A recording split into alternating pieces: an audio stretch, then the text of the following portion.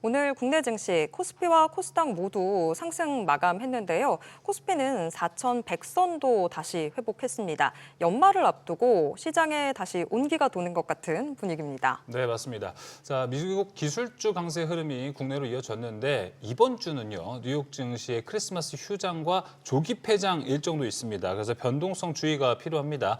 거래량이 줄어드는 연말 구간, 오늘같이 쭉 갔으면 좋겠는데 우리가 또 조심해야 될 포인트도 있을 것 같습니다. 그런 변수들 차분히 짚어보겠습니다. 오늘 함께할 두 분 먼저 소개합니다. HSL 파트너스 이형수 대표, 바로자산운용 윤정식 상무 함께하겠습니다. 두 분 어서 오세요. 안녕하십니까? 네, 반갑습니다. 네. 연말 분위기가 좀 나게 되는 한 주로 시작을 하는 것 같은데요. 일단은 오늘 시장 좀 어떻게 보셨는지 윤정식 상무님께 먼저 좀 여쭤볼게요. 지금 기관 특히나 금융투자 주도의 매수세가 계속 나타나고 있더라고요. 어떻게 보셨을까요?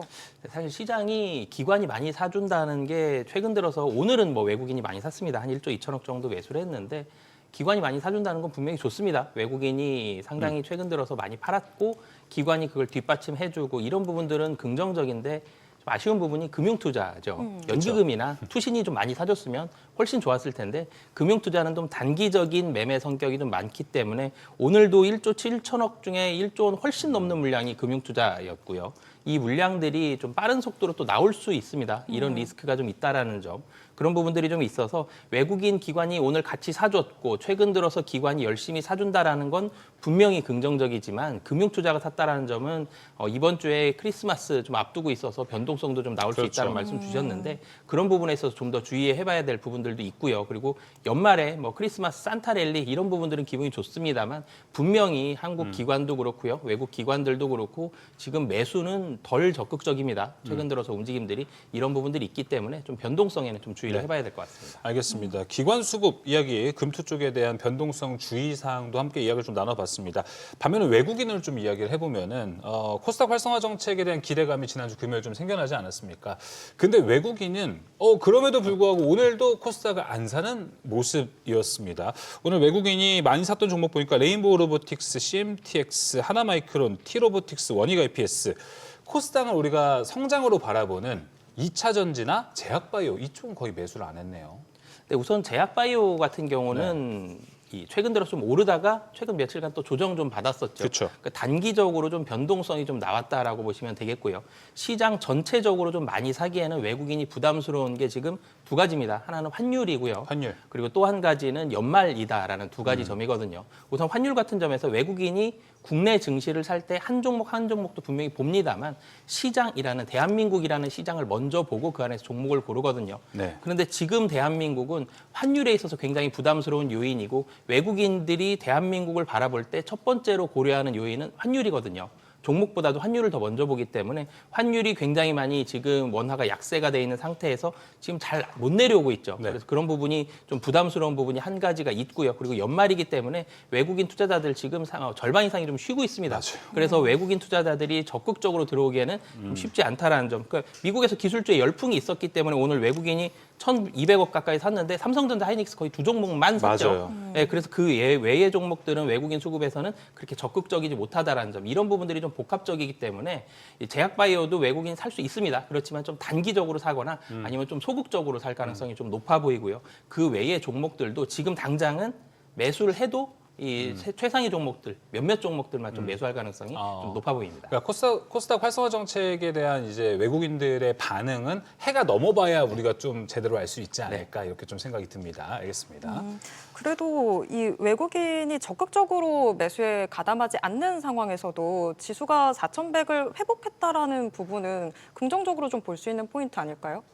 네, 우선 이전에 우리나라 대한민국 주식시장이 2,000선을 기준으로 해서 조금 아래 위로 움직였던 적이 있고요. 시간이 조금 더 지나서 코로나 시기 이후에 3,000선을 중심으로 해서 좀 위아래로 움직였습니다. 그러면서 레벨이 좀 업이 됐구나라는 생각을 한번 했고요. 그리고 이제는 레벨이 3,000선이 아니라 4,000선을 좀 레벨 업으로 좀 보셨으면 좋겠습니다. 그러니까 코리아 디스카운트가 굉장히 많이 좀 해소가 된 것 같고요. 최근 들어서 기관 금융투자가 열심히 사줘서 지수가 버텨줬다고는 하지만 외국인이 굉장히 많이 매도를 했거든요. 그럼에도 불구하고 4,000선 아래로 갔어도 많이 떨어지지 않고 상당히 좀 잘 지켜주는 모습들이 있었기 때문에 4,000선을 잘 지켜준다는 부분들은 굉장히 좀 긍정적으로 네. 한국에 대한 디스카운트가 해소가 된 부분이 있고 그리고 무엇보다도 삼성전자와 SK하이닉스 영업이익이 굉장히 많이 올라왔죠. 내년에 삼성전자 100조 얘기도 나오고 있습니다. 그만큼 시가총액 최상위 종목 두 종목이 실적을 많이 뒷받침했고 대한민국이라는 시장 자체에 대한 영업이익단이 많이 올라왔다는 점 이런 부분들이 있기 때문에 4,000선 위에서 내년에도 좀 움직일 가능성이 훨씬 높아 보입니다. 네. 시장을 저희가 좀 크게 봤었고요. 오늘 시장 특히나 주도했던 건 뭐 삼성전자, SK하이닉스, 그렇죠. 반도체라고 봐야 될 것 같습니다. 반도체에 대해서도 좀 더 이야기 나눠보겠습니다. 이 대표님이 사실 삼성전자, 뭐 HBM4 이야기가 나와야지 좀 더 적극적인 움직임들 나올 것 같다라고 이야기가 됐었는데 그렇게 보면 오늘이 딱 그 시작점이었다고 봐야 되는 거 아닐까요? 네, 일단 뭐 반도체가 9월 이후로 굉장히 가파르게 상승을 하다가 맞습니다. 11월부터 이제 조정을 좀 들어갔고요. 12월부터는 이제 반등이 나올 거라고 예상을 했는데 이제 미국 시장에서 아무래도 실적 발표해서 이제 오라클이나 브로드컴에서 좀 실망을 주다 보니까 그동안 이제 계속해서 약세 흐름을 보였어요. 그런데 이제 지난주에 중요한 이벤트가 있었죠. 마이크론 실적 발표가 있었습니다. 그러니까 지난주를 보면 마이크론 실적 발표를 기점으로 테크주들의 흐름이 전반과 후반이 완전히 달라졌거든요. 맞아요. 그러니까 서프라이즈를 넘어서서 엄청난 이거보다 더 좋을 수는 없다. 그 가이던스도 너무 깨끗하게 나왔고요. 맞아요. 그 덕분에 이제 오늘 우리 시장도 영향을 받는 거라고 보고 있습니다. 그래서 지금 SK 하이닉스 그리고 이제 삼성전자의 4분기 실적에 대한 EPS 전망들이 계속해서 추가로 상향 조정되고 있는 상황이고요. 거기에다가 이제 모멘텀들이 계속해서 더 붙고 있는데 삼성 파운드리가 이제 TSMC의 어떤 낙수 효과, 어떤 TSMC가 다 감당을 못하는 물량들을 맞습니다. 또 이제 받아먹는 그런 모습들을 보여주고 있고, 그리고 이제 HBM4에 대한 또 모멘텀들도 나와주고 있기 때문에 일단 내년에도 메모리 반도체 업황은 굉장히 좀 긍정적으로 볼 만한 것 같습니다. 또 국내 그 단독 보도가 있었잖아요. 삼성전자가 엔비디아의 베라루민용 HBM4 테스트에서 최고 성적 받았다라는 부분이 있었는데 5세대에서 기회를 놓쳤던 걸 지금 한 번에 만회하는 세대 교체 역전극 시작됐다라고 평가를 해도 될까요? 일단 이제 이게 양산을 들어가 봐야지 좀 아는 결국은 부분이긴 해요. 실질적으로는. 네. 일단 이제 연구소 랩단에서의 테스트와 또 양산은 좀 다를 수 있는데 그래도 굉장히 고무적인 거는 맞습니다. 왜냐하면 이전 제품 같은 경우는 연구소 랩단에서도 별로 성능이 좋지 그쵸. 못했기 때문에 다를 수 있고요. 그리고 삼성전자 같은 경우는 HBM4의 어떤 그 구성을 보면요, 이제 HBM이라는 게 그 제일 밑에 로직 다이가 들어가요. 맞아요. 베이스 네. 다이라는 게 있고 그 위에 D램을 쌓는 구조거든요. 12개 층을 쌓는 구조인데 베이스 다이의 그 선단 공정을 4나노를 써요. 삼성은 파운드리에서 맞습니다. 직접 생산하고 있고요. 그리고 이제 SK하이닉스 같은 경우는 TSMC 팹을 써서 12나노 베이스 다이로 만들어요. 그러니까 여기서 또 원가 차이가 굉장히 날 거고요. 그리고 그 위에 이제 D램을 쌓는 걸 이제 코어 다이라고 하는데 삼성전자 같은 경우는 10나노 때 6세대 써요. 그래서 1C D램이라는 걸 쓰고요. 그리고 이제 SK하이닉스 같은 경우 1B D램 한 세대 더 전 세대 걸 쓰거든요. 그래서 일단 성능에서는 당연히 삼성전자가 이 굉장히 어떻게 보면 오버 스펙을 썼기 때문에 성능은 당연히 더 잘 나올 수 있을 거라고 보고 있는데 여기서 관건은 TSMC의 어떤 최종재, 그러니까 코어스라고 하는 그 공정에서 적용했을 때 최적화에 따라서 또 이게 달라질 수가 있기 때문에 거기를 좀 더 이제 유심히 봐야 되고 그리고 이제 성능뿐만 아니라 이제 이 수율이나 어떤 이제 양산성 이런 것들도 좀 더 검증해봐야 될 것 같습니다. 그럼 HBM4 삼성전자가 만들어도 삼성전자 장점이 거기에 이제 다이에 이제 파운드리 기술이 들어가야 되는데 삼성전자는 턴키가 되니까 그게 장점이 있었는데 어차피 만들어도 나중에 코어스 적용하려면 TSMC를 또 거쳐야 되는 겁니까? 맞습니다. 그러니까 제일 중요한 게 만약에 TSMC 코어스를 쓰지 않고 삼성전자가 iCube라는 기술이 있거든요. 네. 거기도 2.5D 패키징 기술인데 만약에 iCube를 가지고 패키징 한다 그러면 이야기가 달라질 수 있어요. 그런데 삼성전자 HBM은 대만으로 보내서 TSMC에서 최종 조립하기 때문에 거기서 나오는 많은 이제 어떤 버그들 그런 오. 것들에서 또 아무래도 성능 차이가 날 수 있습니다. 그렇죠. 네. 아이큐브에 대한 부분들도 어떻게 보면 내년에 삼성전자로 우리가 좀 기대해 볼 수 있는 포인트가 되지 않을까 좀 이렇게 생각이 됩니다. 윤정식 상무님은 최근에 반도체 상승 흐름을 좀 어떻게 해석하실지 궁금합니다. 지난주까지는 정말 답답하게 갔었는데 오늘의 이 삼성전자와 SK 하이닉스의 상승세 해석은 어떻게 좀 하세요? 네, 사실 반도체주에 대한 상승이 예상을 했었습니다. 왜 그러냐면 HBM4 삼성전자 관련 이런 뉴스가 나오기 전이라도 4분기에 이 반도체 서버용 D램 가격을 60% 인상을 했거든요. 60%일지는 잘 몰랐어도 11월 달에 대규모의 인상이 있을 것이다 라고는 예상을 할 수 있었고요. SK 하이닉스와 삼성전자가 최근 1년간은 HBM이라는 이 특정 제품으로 주가가 많이 움직였지만 사실 HBM도 메모리, 이 D램 안에 부분 집합 같은 존재죠. 그래서 이 메모리 D램 가격이 올라가면 당연히 좋아질 텐데 이 메모리는 상당히 타이트한 지금 수급 상황을 가지고 있고 내년 1분기까지도 굉장히 타이트하다. 그래서 대폭의 가격 인상이 예상이 된다는 점이 있었기 때문에 그래서 최근 한두 달 동안 삼성전자, SK 하이닉스, 특히 삼성전자의 컨센서스가 계속적으로 좀 올라가고 맞습니다. 있었거든요. 그래서 실적이 이렇게 좋은데 사실 주가가 실적 대비해서 좀 답답한 상황이었었고 그래서 그렇다라면 연말 수급 때문인가 그래서 내년 초 정도를 예상을 했었는데 사실 그런 부분들을 좀 당겨주는 요인이 있었죠. 미국에서 이 반도체 관련된 종목들이 주가가 한번 팡 튀어주면서 국내에도 이런 호재성 부분들이 좀 부각이 됐고요. 그런 와중에 삼성전자의 엔비디아 관련된 이런 호재성 뉴스까지 겹치면서 오늘 올라갔는데요. 사실 연말이기 때문에 변동성 좀 나올 수는 있겠습니다만 삼성전자 예상 실적 본다라면 충분히 좀 달성할 것으로 보여지고 10조 원대 후반까지 지금 얘기가 나오고 있는데 이런 부분들이 내년도까지 이어진다라 그랬을 때 변동성 좀 나오더라도 내년 초에는 충분히 좀 회복할 수 있고 이런 좋은 흐름은 내년까지 이어질 가능성이 높다라고 보여집니다. 네. 지금 삼성전자나 SK하이닉스 주가 흐름에서 제일 눈여겨봐야 되는 건 전고점을 돌파하냐, 뭐 마냐 그 부분일까요? 네, 우선 사실 전고점이 SK 하이닉스의 전고점이 있고요. 삼성전자의 전고점이 있죠. 지금 위치가 살짝 달라요. 삼성전자는 거의 전고점이죠. SK 하이닉스는 조금 부족해요. 그래서 사실 그 이유를 살펴봤을 때 지금 삼성전자는 HBM 모멘텀 한번 받았죠. 물론 좀 전에 말씀 주셨던 대로 양산과 최적화의 시기를 좀 거쳐야 되는데 시간 꽤 걸릴 건데요. 근데 어찌됐든 시작이라는 뉴스를 봤기 때문에 HBM4 모멘텀을 받았는데 삼성전자가 그만큼 전고점까지 거의 다 갔던 이유는 SK 하이닉스보다 좀 덜 올랐던 상승폭이 덜 갔던 이유가 한 가지가 있고요. 삼성전자는 지금까지 올라왔던 게 사실 어떻게 보면 메모리의 힘이었거든요. 여기에 HBM4까지 더해졌기 때문에 전고점 돌파는 삼성전자가 훨씬 쉬울 걸로 보여져요. 예. 메모리 실적만 봤을 때 서버용 D램 실적만 봤을 때는 삼성전자가 좀 월등하기 때문에 이런 부분들 봤을 때는 전고점 돌파는 삼성전자가 좀 더 빠를 걸로 보여지고 이 전고점 돌파와 함께 코스피 지수도 거의 전고점 혹은 그 이상까지 좀 가능할 것으로 보여지기 때문에 SK 하이닉스도 같이 참고는 해봐야 되겠지만 그쵸. 삼성전자의 전고점 돌파를 좀 더 주목해 보시면 지수를 예상할 수 있을 것 같습니다. 그럼 상무님도 보셨을 때 올해 언제죠? 이제 한 10월 넘어서 하반기 됐을 때 반도체 키워드를 물어볼 때 HBM이 낫겠어요? 레거시가 낫겠어요?라 물어봤을 때는 그때부터 어느 순간 한 10번 질문 중에 9번이 레거시라는 답변이 많이 나왔습니다.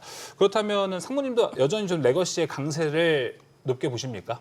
네, 사실 HBM이 영업이익단에서 미치는 효과는 좀 더 클 수 있습니다만 그쵸. 이 HBM이라는 게 분명히 좋습니다. 근데 좀 피로감이 있죠. 좋은 얘기도 계속 들으면 좀 피곤해지고 영향력이 덜해지는데 이 뉴스가 오늘 같은 경우 삼성전자 HBM4 얘기 나왔는데 여기서 좋습니다. 그래서 이 부분도 삼성전자 혹은 SK 하이닉스의 주가의 호재성 재료로 작용을 하겠지만 당분간 특히 내년 1분기까지는 이 레거시 서버용 D램의 영향력이 굉장히 클 거거든요.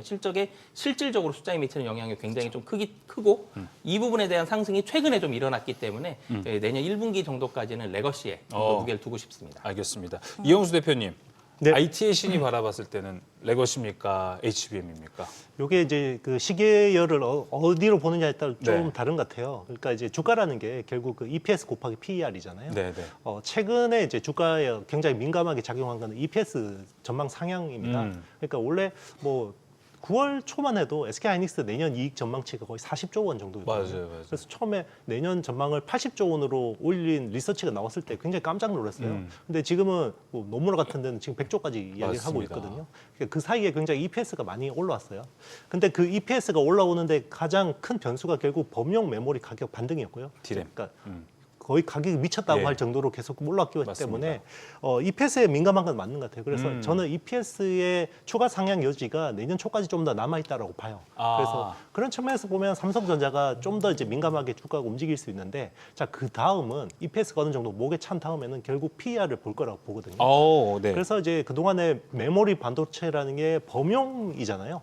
범용이기 때문에 PR을 많이 못 줬던 거죠. 그런데 이제는 HBM이나 소캠이나 뭐 이런 커스텀 메모리들이 나오면서 비즈니스 구조 자체가 기존의 메모리하고 다르게 약간 파운드리화 되거든요. 그러면 굉장히 안정성이 높아지기 때문에 멀티플 리레이팅이 가능할 거라고 보고 있습니다. 그리고 EPS가 어느 정도 이제 목에 찬 상향 조정이 어느 정도 목에 찬 다음에는 결국 그 또 PR에 대해서 시장이 관심을 갖지 않을까 생각합니다. 그러면은 내년에 뭐 상반기가 됐을 때 뭐 좀 어느 정도 목에 찼을 때는 HBM 같은 게 또 이제 톡톡히 효과를 좀 발할 수 있다. 이렇게도 좀 보시는 건가요? 저는 이제 그 계약 가격 이게 어느 정도 이제 증가율이 네. 완만해질 경우에는 그때부터는 다시 또 이제 PR에 관심을 가지지 않을까 생각합니다. 알겠습니다.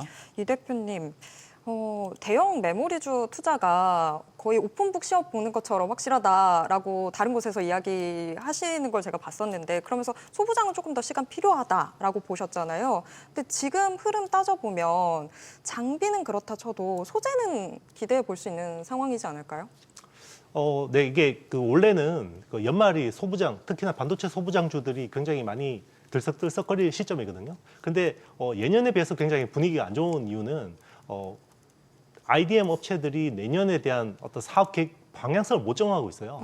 왜냐하면 보통 이제 한 10월쯤에 이제 그 고위 임원급 인사가 끝나고요. 그리고 이제 연말 되면 사업 계획이 나오고, 내년 사업 계획이 나오면 거기에 맞게 이제 투자 캐펙스가 나와요. 그럼 캐펙스가 나오면 디램 얼마, 낸드 얼마, 파운드리 얼마 이런 식으로 해서 그 각각 협력사들한테 PO라는 걸 줍니다.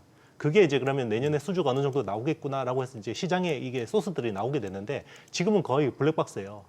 그게 왜 그러냐면 내년 초에 삼성전자의 HBM4 최종 테스트 결과가 나오거든요. 그러면 지금 SK하이닉스 같은 경우는 삼성전자 HBM4의 그 결과를 놓고 내년 캐펙스를 좀 더 유동적으로 집행하겠다라는 거고요. 삼성전자 같은 경우도 지금 HBM에 대해서 이거를 어느 정도 좀 공격적으로 나가야 될지에 대해서 아직까지 약간 자고우면하고 있는 것 같아요. 왜냐하면 HBM이 결국은 중장기적으로는 가야 되는 방향성은 맞지만 네. 당장 범용 메모리 이익이 너무 좋잖아요. 맞아요. 그래서 일단은 이번 턴에서 이익을 충분히 좀 향유하고 나서 조금 천천히 가도 되지 않을까, 이런 의견들도 많거든요, 경영진 내에서는. 그래서 좀 그런 부분들이 내년 캐펙스에 대해서 굉장히 어떻게 보면 불확실하게 하는, 그래서 이제 특히나 장비주들은 여기서 굉장히 좀 유탄을 맞고 있는 것 같고요. 그런데 이것도 저는 한 1월, 2월 중에는 어느 정도 이제 정리가 될 거라고 다시 봐요. 한번 또, 네, 예. 결국 내년 내에 대해서 사업 계획이 나와야 되기 때문에. 맞아요. 네.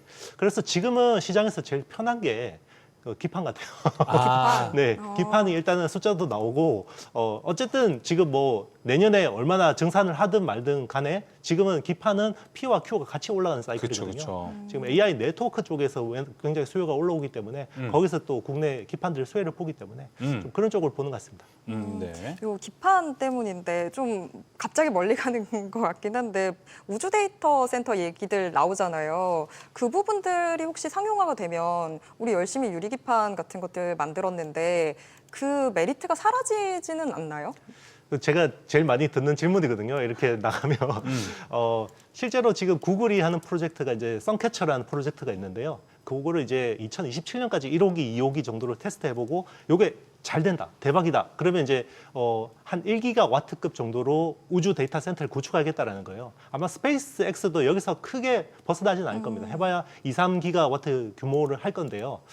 그러면 1기가와트급 정도를 따지면 최근 엔비디아 그 고성능 칩 기준으로 보면 한 5만 장 정도를 병렬 연결한 수준이라고 봐야 되거든요. 근데 미국이 2030년까지 미국 본토에다가 깔아야 되는 AI 가속기 칩 수가 1,000만 장이에요. 그러니까 천만장이라는 시장이 땅에다가 지어야 되는 거고 우주는 아주 일부 물론 이제 먼 미래에는 우주가 훨씬 더 많은 비중을 차지할 수 있겠지만 이거는 뭐 이것 때문에 뭐 유리기판이 필요 없어지고 뭐 이런 거는 전혀 안 맞는 컨셉 같아요. 아, 너무 과하게 제가 걱정을 했나 봅니다. 왜냐하면 이제 시장은 항상 미래를 너무 빨리 당겨서 맞아요. 좀 예. 그 희망을 가지기 때문에 그럴 수 있습니다, 충분히. 네. 아, 그리고 또 한 가지 이제 오늘 한미반도체나 그리고 또 하나비전도 올라가는 부분들이 보였었는데 요거는 윤상무님께 좀 여쭤볼게요.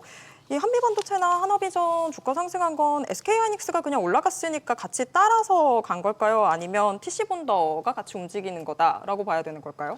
네, 사실 오늘 좀 반등을 했죠. 사실 맞아요. 좀 힘든 시간을 한 두세 달 정도 좀 보냈습니다. 주가가 좀 떨어지는 모습들이 있었고 한미반도체가 사실 어떻게 보면 국내 SK하이닉스에 좀 독점적으로 나가고 있는 부분들이 좀 있었다가 이 부분이 좀 깨졌죠. 그러면 한미반도체 힘든 시간 보냈다가 오늘 사실 좀 반짝 상승을 했습니다. 수급적으로도 특히 한미반도체 같은 경우는 외국인 기관 매수가 잘 들어왔어요 오늘. 네. 물론 이제 뭐 SK 하이닉스, 삼성전자보다는 작지만 몇백억대의 이 순 매수가 들어오면서 긍정적인 부분들은 좀 있었지만 TC 본더 자체가 오늘 확 주목을 받아서 내일부터 다시 한번 추가적으로 주도적으로 뭐 추세적으로 상승하고 이 정도까지는 조금은 성급한 해석인 것 같고요. 오늘은 삼성전자, SK 하이닉스를 필두로 한 반도체가 굉장히 기쁜 날이었고요. 그러면서 그 외의 종목들까지 네. 좀 따라서 올라간 다 효과 같이 정도다라고 올라가는. 보시면 될 것 같습니다. 네, 알겠습니다. 마침 TC본더 얘기가 나와서 그런데 이용수 대표님, HBM4로 가는 길에 있어서 TC본더들은 시세를 생각보다 왜 빠르게 못 따라가나요? 3E 때는 엄청 한미반도체가 쭉쭉 치고 올라갔잖아요. 그때 많이 올라갔다는 데에 피로도를 느낀 건가요? 아니면 HBM4는 조금 다른가요? 이게 업황은 계속해서 성장하잖아요. 예. 그래서 그 회사들 실적은 계속 개선될 겁니다. 근데 이제 시장이라는 데는 항상 이제 PR, 그러니까 멀티플이 중요한 게 TC 본더라는 게 원래 한미 반도체 독점 아이템이었거든요. 그쵸. 그런데 이제 그 독점이 깨졌기 때문에 멀티플 리레이팅이 아니라 디레이팅이 되고 있는 상황이라고 오히려 봐야 되는 내려가는. 거고요. 예, 그래서 이게 만약에 이제 HBM4를 넘어서 4E나 5가 될 경우에는 이제 하이브리드 본딩이라는 새로운 맞습니다. 본딩 방식이 적용되는데 거기서 또 얼마나 많은 부가가치를 보여줄지 또 한미 반도체 같은 회사가 예. 여기서 또 독점력을 보여준다 그러면 충분히 한 번 더 또 레벨업 할 수 있지 않을까 생각합니다. 그런 반면에 또 요새 HBM이 조금 힘든 것 중에 하나가 많은 기업들이 이쪽에 대한 비용을 많이 줄이려고 그러잖아요. 그러다 보니까 뭐 좀 성비 좋은 칩들을 많이 만드는데 최근에도 뭐 GDDR7 같은 이런 수요가 점점 늘어날 거라고 하는데 이것도 HBM으로 가는 HBM의 수익성을 좀 악화시키는 칩들이라고 보면 될까요? 그것보다는요. 네. 일단 HBM 수급이 워낙 계속해서 타이트한 상황이고요. 그러니까 HBM 있으면 HBM을 쓰려고 할 거예요. 그런데 이제 HBM이 워낙 공급이 부족하다 보니까 HBM GPU 처럼. 네. 못 쓸 경우에 그러니까 다른 걸로 대체를 하자 그런 컨셉으로 뭐 루빈 CPX 같은 네. 엔비디아 같은 그런 칩들이 나왔다고 봐야 되고요. 사실 뭐 HBM을 쓰면 다 좋습니다. 근데 이제 물론 비싸고요. 그리고 이제 공급도 원활하지 않기 때문에 그런 측면이 있는 것 같습니다. 네, 알겠습니다. 뭐 HBM 말고도 이제 또 다른 성비 좋은 칩들에 대한 수요까지도 함께 좀 이야기를 나눠봤습니다. 그렇다면은 요즘 좀 이제 AI 사이클에서 반도체는 아닙니다. 근데 그만큼 아까 이영수 대표도 기판 이야기를 해줘서 눈여겨봐야 되는 쪽이 상무님. 저는 삼성전기가 원래 이 무거운 주식이 이렇게 가볍게 올라갈 줄은 몰랐습니다. 삼성전기의 연속성에 대해서는 좀 어떻게 보고 계세요? 네, 사실 삼성전기가 최근 들어서는 좀 기판의 주목을 받았지만 한 달쯤 전으로 가보면 또 MLCC였죠. 그렇죠. 사실 AI로부터 시작된 게 굉장히 많습니다. AI로부터 시작이 돼서 ESS도 관련된 주가 움직였고요. AI로 시작을 해서 또 관련된 뭐 전력기기도 움직였고요. 또 AI로 관련돼서 시작을 해서 뭐 반도체는 당연히 갔고 MLCC도 이제 AI에서 또 나왔죠. AI가 됐기 때문에 모든 가전제품들에 대한 스펙이 엄청나게 커졌습니다. 가전제품 스펙이 좋아졌기 때문에 이 MLCC도 훨씬 좋아진 스펙에 적용되는 고사양의 더 높은 마진에 이런 MLCC가 들어가야 된다. 그렇기 때문에 삼성전기의 매출액과 이익단이 좋아질 것이다. 사실 이런 스토리였거든요. 그래서 산업 자체의 성장성을 봤을 때 물론 이제 기판도 있습니다. 최근 들어서 기판 관련된 종목들 뭐 많이 올라가긴 했습니다만 삼성전기는 뭐 최근에 조금 쉬는 부분들보다는 내년에 AI 산업이 굉장히 많이 성장을 한다. 그런데 반도체 HBM보다는 조금 덜 올랐다. 그래서 MLCC는 근데 거의 독점적인 부분들이 국내에서는 좀 있기 때문에 삼성전기에 대한 MLCC 실적 성장성이 내년에 상당히 좋을 것이다. 그래서 내년도까지 좀 바라보면서 산업에 대한 성장과 함께 삼성전기의 MLCC 성장도 같이 보시면 좋을 것 같습니다. 네, 알겠습니다.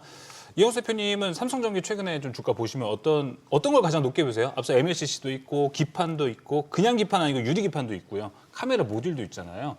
어디를 가장 좋은 사업군이라고 평가하시나요? 일단 이제 회사 전반이 전방 시장이 그 동안에는 스마트폰이 주력이었거든요. 그런데 이제 지금 MLCC만 봐도 MLCC 전체 마켓 시어가 25%밖에 안 되거든요. 삼성전기가. 그런데 AI용 MLCC 지금 점유율이 40%대입니다. 네. 그러니까 지금 서버 쪽 이쪽으로 굉장히 빨리 많이 진출해 있다라고 볼 수 있고요. 그리고 이제 플립칩 BJ 같은 기판들은 원래 기존에 일본 업체들이 잘하죠. 이비덴이나 이제 신코덴키 같은 업체들이 되게 잘하는데, 자, 그쪽은 CPU 업체들한테 딱 락인이 돼 있어요. 그래서 인텔이나 AMD 같은 업체들한테 좀 락인이 돼 있기 때문에 그쵸. 최근에 수요가 좋은 ASIC 쪽 있잖아요. 이제 빅테크들이 자체 설계해서 만드는 그런 서버용 기판 같은 경우는 새로운 밸류 체인들이 필요한데 거기서 삼성전기가 좀 기회를 잡고 있다고 볼 수 있습니다. 그래서 네. 유리기판도 거기서 또 하나의 중요한 옵션이 될 수도 있는 거고요. 유리기판도 또 하나의 중요한 포인트가 될 수 있을 것 같다라고 이야기해 주셨는데요. 사실 AI 버블 얘기는 이제 좀 안 하고 싶긴 했었는데 그래도 좀 궁금해서 여쭤볼게요. 챗 GPT 매출 성장 속도가 이제 뭐 틱톡 압도한다라는 뉴스도 주말에 좀 나왔더라고요. 그래서 뭐 오픈 AI 수익성 문제 이상 없다라는 신호로 읽히기도 했는데 이 대표님 근데 이거 여전히 B2C에 좀 편중돼 있어서 기업용 B2B 시장에서의 뭔가 이야기가 나오지 않으면 버블 얘기는 계속 되는 거 아닐까요? 네, 맞습니다. 일단 돈을 지금 쓸 수 있는 여력이 있는 곳은 결국 B2B, 그러니까 기업, 그리고 B2G, 정부 쪽이거든요. 그런 쪽에서 사실 오픈 AI가 좀 더 열심히 영업을 해야 되는 필요는 있는데요. 그런데 이제 그러기 위해서는 지금 AI 성능을 더 높여야 되거든요. 근데 최근에 이제 제미나이 3.0, 구글의 제미나이 3.0이 워낙 또 성능 면에서 또 지금 오픈 AI 챗GPT를 압도하고 있는 상황이기 때문에 여기서 투자를 멈추면 오픈 AI는 그냥 쓰러집니다. 지금 거의 두 바퀴로 달리는 자전거라고 보셔야 되거든요. 그렇기 때문에 저는 그런데 뭐 이게 최근에는 뭔가 노이즈가 있긴 하지만 글로벌 빅테크들 뭐 아마존이나 뭐 애플 뭐 여러 빅테크들이 여전히 오픈 AI 기술에 대해서 굉장히 좀 같이 협력을 하고 싶어 하기 때문에 뭐 신규 투자를 유치하는 데 크게 무리가 없지 않을까 생각합니다. 네. 반도체 그리고 넓혀서 AI까지 좀 크게 이야기를 해봤고요. 반도체와 함께 오늘 시장에서 로봇도 돌아왔습니다. 네, 맞습니다. 로봇이 이 AI와 현실을 이어주는 매개체지 않겠습니까? 로봇도 한번 좀 이야기를 해보도록 하겠습니다. 자, 윤상무님. 로봇도 저희가 좀 이제 정책 수혜주 차원에서 접근해봐야 되지 않나라는 생각이 들어요. 네, 우선 로봇 관련된 종목들은 매년 몇 년 전부터 중간중간 약간 테마주 성격으로 움직인 적이 있었습니다. 근데 최근에 로봇주가 움직이는 건 이전과는 좀 다르죠. 이제는 테마주처럼 움직이는 게 아니라 주도주처럼 움직입니다. 물론 이제 반도체가 너무나도 많은 시총으로 버텨주고 있기 때문에 눈에는 덜 띄었지만 반도체 섹터를 제외하고 보면 하반기에 가장 눈에 띄었던 건 로봇이었거든요. 그렇죠. 그만큼 시장에 주도하는 섹터로 들어왔고 그럼 이전의 테마와 지금의 주도하는 부분과 어떤 부분이 달라졌느냐라는 부분을 봐야 되는데 국내에서는 현대차가 본격적으로 로봇에 들어왔죠. 삼성그룹을 빼고 보면 현대차 그룹인데 이 현대차 그룹이 굉장히 많은 돈을 넣으면서 보스턴 다이너믹스를 포함해서 다른 로봇들 그리고 젠슨황이 한국에 와서 깐부 회동을 했을 때 삼성전자와 SK 하이닉스가 아니라 삼성전자와 현대차였죠. 현대차를 선택한 이유는 로봇이었습니다. 로봇이었고 현대차를 통해서 로봇에 대한 여러 가지 이 사업들을 진행을 하겠다라는 점 이런 부분들이 부각이 되면 사실 그때부터 좀 더 본격적으로 올라가는 그런 모습을 보여줬거든요. 물론 주가의 부침이 있을 수 있습니다. 지금 당장 사실 현대차에서 투자한 이런 기업들도 지금 실적이 굉장히 많이 나는 건 아니거든요. 시가총액은 올라가고 있습니다만 그런 부분들처럼 실적이 지금 당장 나오진 않습니다. 그래서 주가가 좀 빠른 속도로 반영된 느낌은 좀 있지만 산업이 성장하고 산업이 본격화되는데 오래 걸리지 않거든요. 내년부터 산업은 본격화가 됩니다. 그래서 중간에 변동성은 좀 나올 수는 있겠습니다만 로봇 산업은 이제 본격화가 되었다. 실제로 제품들이 나오기 시작했다라는 점이 한 가지가 있고 또 중국에 좀 더 많이 편중이 돼 있었죠. 로봇 그러면 중국이 압도적인 1위였거든요. 근데 이제는 중국보다는 미국에서 좀 더 산업을 로봇 산업이 많이 펼쳐질 가능성이 높고 그랬을 때 중국 빼고 봤을 때 미국에서 어떤 회사들이 주도를 할 수 있느냐. 그 중에 하나가 국내에서 투자한 보스턴 다이내믹스이기 때문에 이런 기업들 봤을 때 현대차를 중심으로 해서 피지컬 AI 뭐 이런 부분들까지 산업이 확장된다라는 점. 그래서 중장기적으로는 분명히 긍정적인 산업이고 산업의 성장을 이제는 내년부터는 눈으로 볼 수 있다라고 보시면 되겠습니다. 그렇긴 한데 이제 뭐 현대차도 당연히 이제 로봇 밸류 받아갈 수 있죠. 그런데 이 아틀라스 기대감이 사실 현대차 주가에는 그렇게 지금 반영을 해주는 것 같지는 않고 오히려 오늘 현대 무벡스 그리고 최근에는 현대 오토에버가 더 움직이는 모습이 좀 나타났습니다. 이 흐름이 유지될 것 같으세요? 아니면 또 내년 정도 되면 현대차도 진짜 이 로봇 밸류를 차곡차곡 받아갈 거라고 보시나요? 시간이 조금은 걸릴 것 같습니다. 현대차의 로봇의 밸류를 반영시키기에는 현대차가 너무 무겁죠. 현대차는 차를 만듭니다. 사실 로봇 관련된 이런 산업들도 앞으로 미래 산업으로 육성을 해서 언젠가는 자동차보다 로봇이 더 커질 수도 있겠죠. 그런데 지금은 자동차에 굉장히 많이 편중되어 있는 부분이 있기 때문에 자동차에서 매출액과 영업이익 따위 늘어나는 이런 부분들을 투자자들은 관찰을 하고 싶은데 지금 사실 관세 영향 받고 있잖아요. 그렇죠. 그렇기 때문에 미국 시장에 성장하는 부분들을 보고 싶은데 거기서 아직 이 성장성이 확인이 좀 덜 된 부분이 있고 현대차의 주가는 로봇은 내년에 분명히 받을 겁니다. 근데 지금 당장 그리고 내년 상반기까지는 미국 시장에서의 점유율 0.3%, 0.4% 정도 점유율 올라가는 부분, 이 부분을 확인했을 때 현대차의 주가는 움직일 것으로 보여지기 때문에 현대차는 내년 시간이 조금 더 걸린다. 그 외의 종목들에서는 로봇 관련된 주가를 관찰할 수 있다라고 정리해 보겠습니다. 그럼 그 밑에 단에 이제 자동차 부품주들이 요새 로보틱스를 좀 리레이팅을 많이 받고 있잖아요. 이게 자동차 부품하고 로봇 부품이 겹치는 부분이 많고 공정이 전환하는 데 상당히 용이하다라는 평가를 받고 있는데 이게 모든 자동차 부품이 다 좋은 거야? 그럼 이런 의문이 한번 남는데 여기 딱 잡아주는 키포인트는 뭐라고 보시나요? 네, 사실 자동차 부품과 로봇 부품, 이제 부품 단으로 내려오면 훨씬 가벼워졌죠. 현대차 너무너무 무거웠는데 부품 단은 좀 가벼워졌습니다. 그렇기 때문에 로봇이라는 모멘텀으로 톡 건드려졌을 때 주가가 좀 더 확 올라가는 이런 모습들이 좀 있었는데 사실은 이제는 실적 단으로 좀 가봐야 될 것 같아요. 실적 단으로? 네, 실적 단에서 사실 지금 기존의 자동차 부품 회사에서 로봇까지 모멘텀을 받고 있다. 그런 뉴스들로 인해서 모멘텀으로 인해 주가가 한번 올랐습니다. 이 주가를 지켜주고 다시 한번 상승하기 위해서는 물론 자동차 부품보다는 이 매출액이 훨씬 덜 나올 텐데도 그럼에도 불구하고 이쪽에서의 매출액이 조금씩 늘어난다라는 실적의 숫자를 좀 확인하면 모멘텀이 좀 더 오래 갈 수 있거든요. 그래서 실적이 나오는지 여부가 앞으로는 좀 더 중요해질 것 같습니다. 그게 지금 자동차 부품 쪽을 말씀하시는 거 아니면 내년에 로봇주를 좀 전반적으로 봤을 때 실적이 반영이 되는 시기라고도 보시는 거예요? 주가가 본격적으로 반영이 되는 건 지금 반영이 되고 있잖아요. 그래서 주가는 지금 반영이 됐는데 이 반영된 주가가 좀 더 가기 위해서는 물론 이전 테마주보다는 그쵸. 테마주 때보다는 훨씬 강하고 오래 가고 있습니다. 근데 내년까지 길게 보기 위해서는 자동차 부품뿐만이 아니라 로봇 쪽에 있어서의 매출액이 사실 이익단은 좀 덜 나와도 됩니다. 네. 매출액이 좀 더 늘어나는 부분을 매출액부터 나와라. 확인을 해봐야 될 것 같습니다. 네, 알겠습니다. 내년 이제 매출액부터 차곡차곡 찍히는지 로봇주들의 밸류를 하나씩 좀 볼 필요가 있을 것 같습니다. 이영수 대표님은 최근에 이제 이쪽도 이제 IT도 로봇 들어가잖아요. 네, 맞습니다. 그렇겠죠. 네. 그렇기 때문에 어떤 키포인트를 많이 보세요? 이제 휴머노이드로 올라갔는데 이 안에서 제일 눈여겨보시는 키워드가 뭘지 궁금합니다. 결국은 엔비디아의 GPU 5만 장이 중요하잖아요. GPU 5만 장. 네. 예. 현대 오토에버가 결국 이제 주가가 올라가는 거는 결국 현대차 그룹 내에서 엔비디아하고 협력했을 때 거기서 이제 컨트롤 타워를 누가 하냐 봤을 때 이제 현대 오토에버가 할 거라고 보고 있는 거고. 예. 젠슨 왕이 심지어 우리 AI 데이터 센터 설계도까지 다 줄게라고 할 정도로 지금 결국 한국이 가지고 있는 거는 AX죠. 네, AI를 적용해서 이제 현장에 적용할 수 있는 AX와 그리고 제조 데이터입니다. 그 두 가지 가치에 대해서 좀 더 주목을 해보신다 그러면 오히려 지금 하드웨어 쪽 중심으로 지금 시장이 흘러가고 있는데 결국은 부가가치는 그런 단순 하드웨어 부품을 납품하는 게 아니라 거기서 알고리즘이라든지 네. 아니면 이런 펌웨어 이런 쪽에서 뭔가 서비스를 붙일 수 있는 회사들이 좀 더 부가가치가 있다라고 봐야 될 것 같고요. 거기에 더해서 칩셋까지도 그럼 같이 봐야 되는 게 맞는 걸까요? 두뇌에 해당하는 거니까. 맞습니다. 결국 이제 우리가 뭐 그 어떤 막대한 컴퓨팅 파워를 구현할 수 있는 그런 칩은 결국 엔비디아 칩으로 해야 되는데 결국 엣지 AI 칩도 필요하잖아요. 결국 휴머노이드 로봇이나 아니면 자율주행에 적용될 수 있는 칩들은 결국 그걸 국산화하려고 하고 있고요.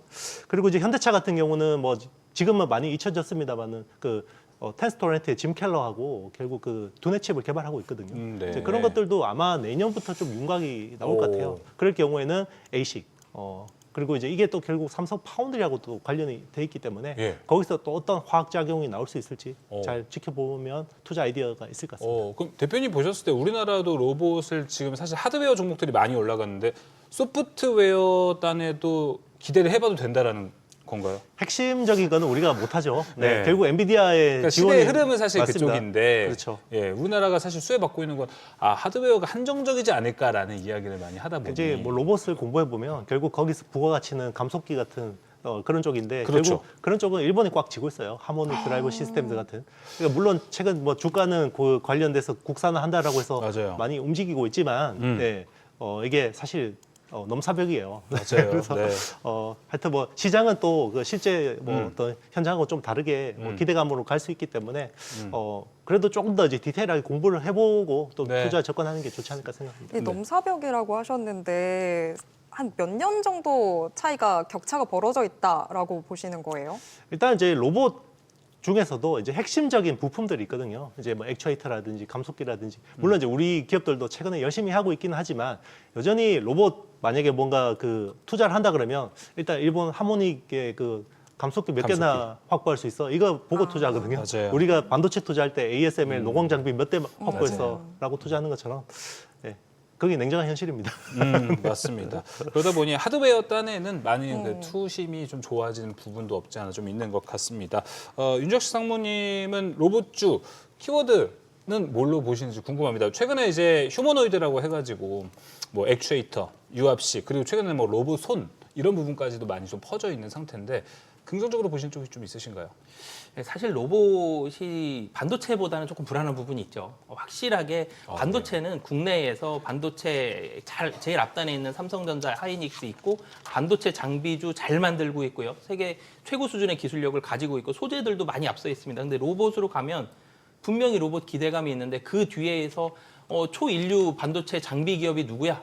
로봇 장비주 기업이 누구야? 라고 했을 때 그런 부분들이 조금 아쉬운 부분들이 좀안 있죠. 튀어나오죠. 좀 전에 말씀 주셨던 대로 일본이 훨씬 더 앞서 있습니다. 항상 어떤 산업이든지 핵심 장비들이 항상 일본이 앞서 있었거든요. 맞아요. 그러다가 한국에서 반도체들 많이 따라갔고요. 로봇도 다시 따라가야 되는 좀 입장이기 때문에 사실 로봇은 조금은 불안한 부분들이 있는데 그래도 산업 자체가 성장을 하고 있다는 점 그리고 내년부터는 가시적인 산업에 대한 성과들이 좀 나타난다는 점 이런 부분들이 있기 때문에 로봇 주가가 무너지지 않고 있는 거거든요.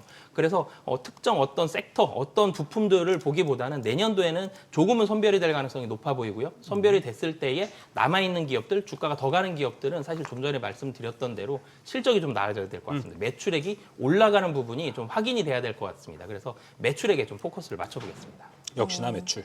역시 진짜 숫자 찍히는 거 좀 봐야 될 것 같고요. 로봇 이야기는 좀 이렇게 정리를 해보고 또 반도체나 로봇이나 결국에 돌리는 에너지, 전력일 것 같은데 전력 얘기도 좀 해보겠습니다. 두산 에너빌리티는 이제 AI 인프라주로 바뀌었다고 봐도 되는지 이거 윤 상무님께 좀 여쭤보고 싶었거든요. 지금 계속해서 뭐 수주 이야기가 다양하게 붙고 있는 상황이다 보니까 어떻게 보고 계세요? 네, 원전 이제 대장주죠. 사실 두산 에너빌리티가. 그래서 굉장히 좋은 모습들 보여주다가 웨스팅하우스 이슈 나오면서 팀 코리아 좀 힘들어지는 거 아니냐 그러다가 웨스팅하우스에 대한 이슈들이 상당히 좀 잠잠해지는 그런 모습들이 있었고 최근 들어서 수주 얘기가 계속 나오고 있습니다. 주가는 뭐 확 튀어 올라가는 그런 모습들은 좀 안 나오지만 수주 얘기 계속 나오고 있기 때문에 이 산업 자체는 지금 성장을 하고 있죠. 제가 좀 전에 이 반도체로부터 AI로부터 시작된 여러 가지 다양한 산업들이 한 가지씩 모멘텀을 받고 있다라는 말씀을 드렸는데요.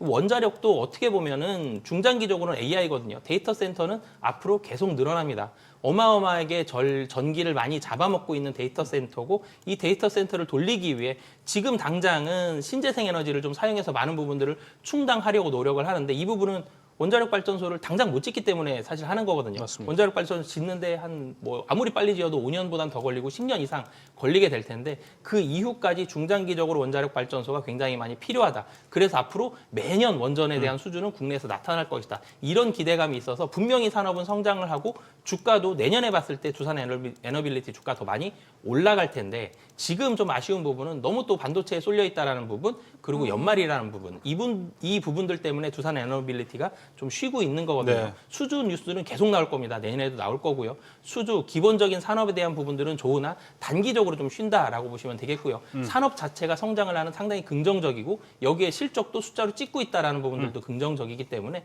분명히 주가에서도 반응이 나올 걸로 보여집니다. 이게 AI라는 그림을 그려봤을 때 사실 올해에 우리가 봤던 이 그림 속이 똑같이 내년에도 이어지지 않을까 좀 이런 생각이 들고 있습니다. 전력 인프라까지 좀 이야기를 나눠봤고요. 오늘 증시 인사이트 마지막 좀 질문이 될 것 같습니다. 이영수 대표님을 보내기 전에 중요한 질문 하나만 해보도록 하겠습니다. 내년 반도체 가장 중요하게 보시는 키워드 하나만 짚어주고 가시죠. 결국 가격입니다. 가격. 예, 일단 단기적으로는 가격 상승이 완만해질 경우에는 조정이 좀 거칠게 나올 수 있어요. 물론 이제 그게 사이클이 끝나는 건 아니지만 일단 지금은 가격이 지금 주도한 상승이거든요. 네, 맞습니다. 예, 그러면 이제 또 시장은 거기에 또 막 온갖 그 스토리를 붙여서 공포를 또 야기시킬 겁니다. 예. 네, 그때만 좀 잘 피하시면 그 이후로도 좀 뭔가 기회가 있지 않을까 생각합니다. 네. 또 버블론처럼 또 가격에 대한 부담감 이야기를 주는 순간 뭐 계속될 것 같지만은 사실 우리가 11월에 고생했던 생각하면 이제 또 어느새 끝나가고 있는 흐름입니다. 어차피 또 올 수밖에 없는 거면은 잘 버티는 게 또 중요하지 않을까 이렇게 좀 생각이 듭니다. 네, 오늘 증시 인사이트 여기서 마무리하도록 하겠습니다. 두 분 오늘 말씀 고맙습니다.